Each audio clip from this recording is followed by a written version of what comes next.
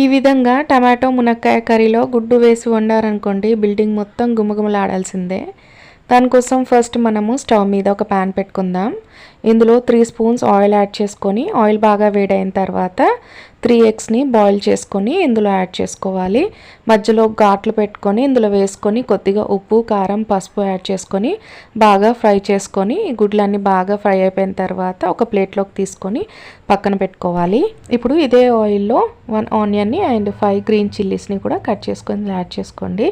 అలాగే 5 టమాటోస్ని కట్ చేసుకొని ఇందులో యాడ్ చేసుకొని బాగా మిక్స్ చేసుకొని మూత పెట్టి కాసేపు మగ్గించండి. ఇప్పుడు ఇందులో ఒక మునక్కాయని కట్ చేసుకొని ఇందులో యాడ్ చేసుకోవాలి. బాగా మిక్స్ చేసుకొని 1 spoon ginger garlic paste add చేసుకొని బాగా కలిపి మూత పెట్టి కాసేపు మగ్గించుకున్న తర్వాత మనం ముందుగానే వేయించుకొని పెట్టుకున్న ఎగ్స్ని ఇందులో యాడ్ చేసుకోవాలి.